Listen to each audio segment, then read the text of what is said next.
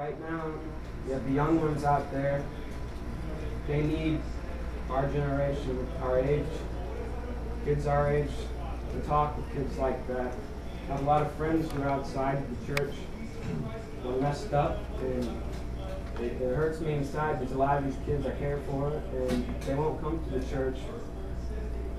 I've been in their houses, their parents beat them, they live in drug-out homes, alcoholic parents, and they won't come here. I've tried to ask some of my friends to come here, they won't, because they think that church, they think that everybody who goes to church is all happy. And they want that happiness. I think that this room here, you can give it to them through the years. I know some of you are young in here, but we've been given a job when you become a Christian. It's a hard job. My friend Matt here, he asked me to come to church when I was about 15 to his church here. At first, I blew him off. I used to cuss Matt out all the time, get nasty with him. But he got me here. When I came to this church, I put on an act in front of everyone. I acted like the shy, which I am shy, but I acted, normal going, didn't talk to anybody. It was just a cover-up. Throughout the years coming here, I was doing things that some of us are doing now.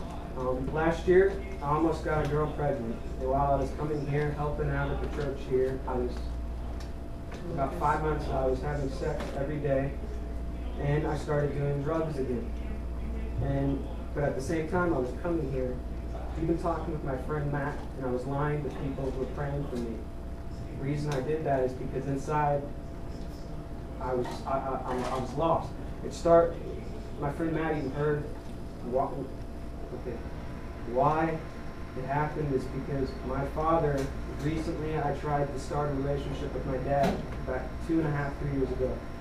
Last year, I started the drugs again because he told me that I was a mistake, and he told me he didn't want anything to do with me, and that I'm a waste on him because that's just how he is, and that tore me up inside. And I went to drugs. Even though I shouldn't, I went to the drugs. I'm sure.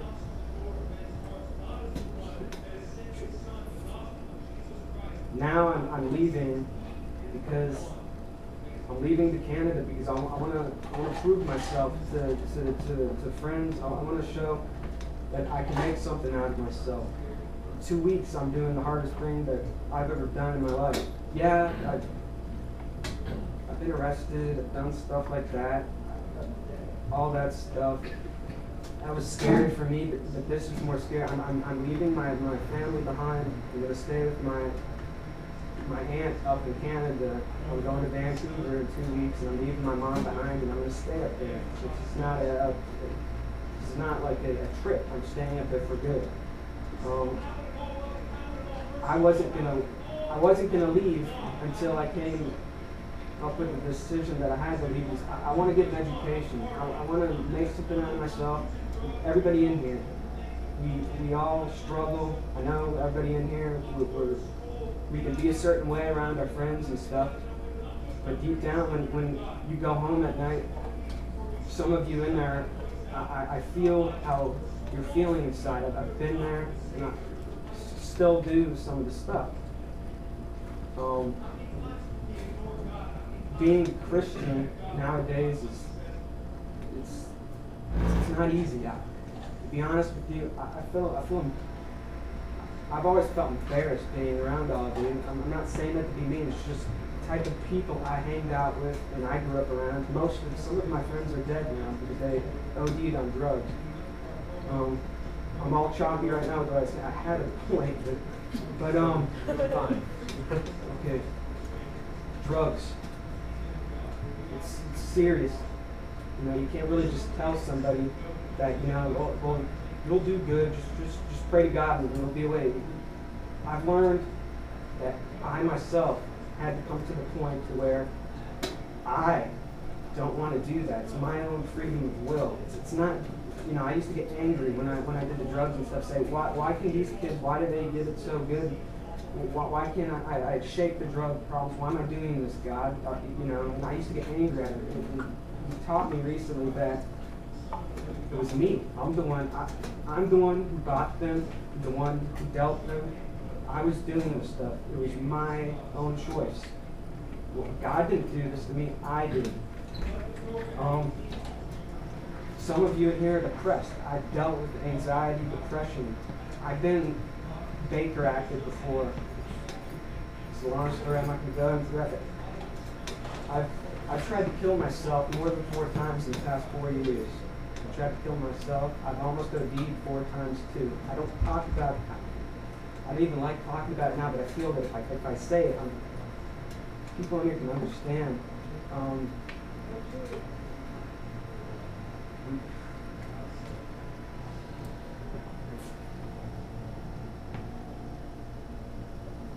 The change is not an easy thing to accept, but change happens. It's a part of life. There's kids in here who you might think, your parents don't care for you. You have issues. You do things that you feel are like wrong, but you're not going to say anything. Depression, kids in here, kids are having premarital sex, all this stuff. They feel that I can't change, I can't stop this. I mean, you want to do good.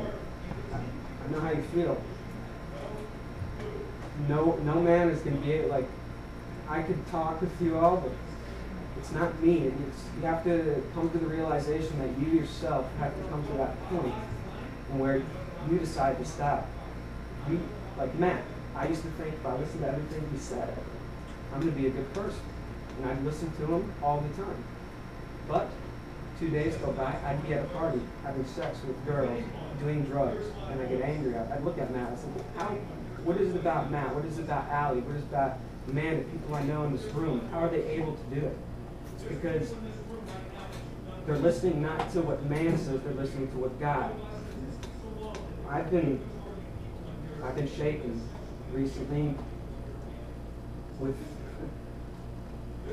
church. I'm nervous. I'm terrified that I'm leaving. I feel like when I leave this church here, I'm going up to Vancouver. I'm going to stay in the wilderness for a year by myself out there with my grandmother. I have to find a job. I don't know these people I'm going to.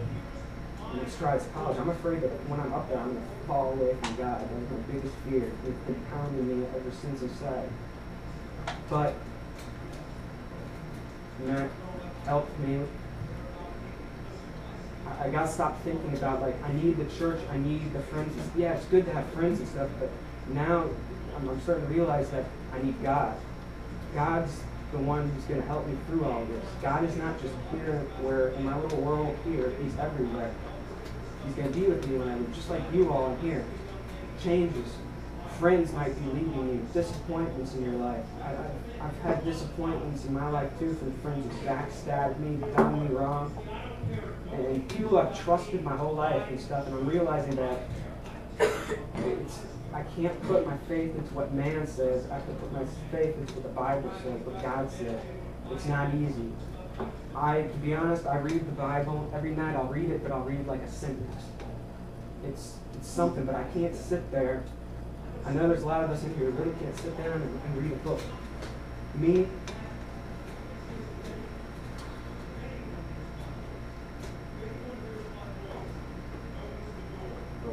what I was saying is, I'm terrified of even talking now.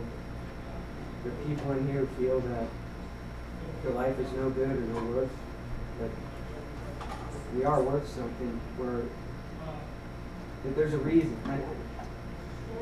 There's a reason why we're out here.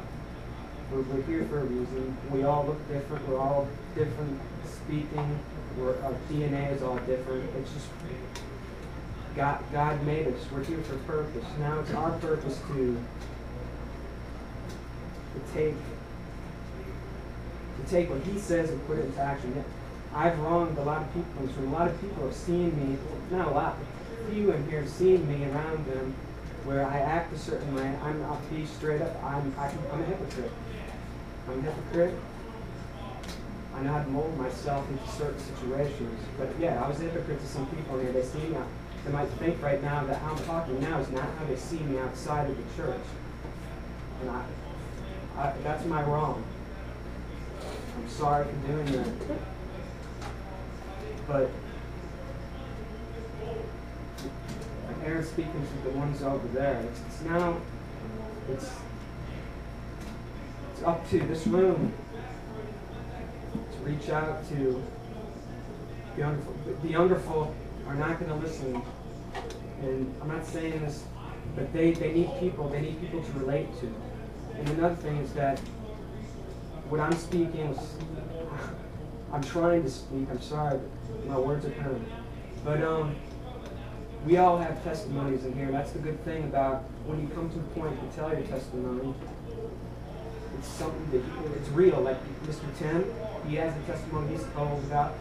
He's older than me. He feels what I'm saying. I know he does. And all of us in here, we have testimonies that we can all.